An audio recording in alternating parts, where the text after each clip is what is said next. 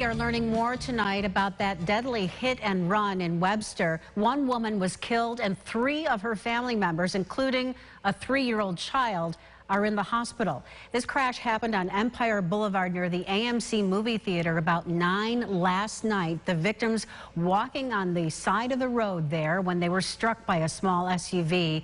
The driver left the scene and a search for the car stretched through the night. That search ended in Penfield today, where the car was towed from a home there. Police say the driver has been identified, but so far no one has been arrested. There is renewed focus now on the victims and the condition of the road where they were hit. Atia Collins was at the scene of the crash today. This is the stretch of road here on Empire Boulevard in Webster where the accident that sent 3 to the hospital and left 1 dead took place.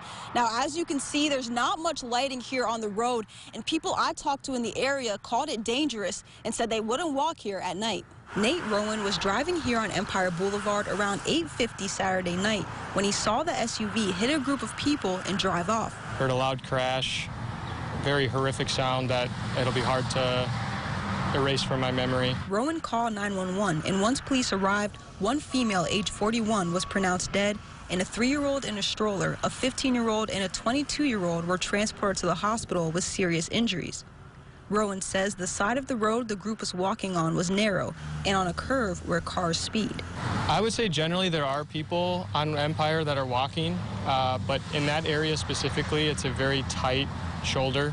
I mean, even as we stood there trying to figure out exactly what happened, the shoulder there from the pavement to the long grass that was there could not have been more than the width of the stroller once the stroller was brought back up off the hill.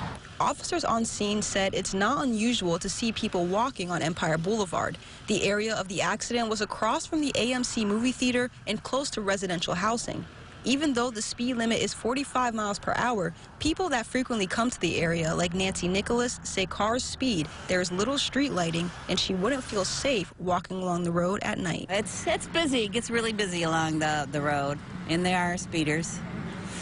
But, you know, to hear about that accident was horrible. The vehicle that was involved in that hit and run was later found by Webster police, and they say they have made contact with the driver, although no charges have been filed at this time as the investigation is still ongoing.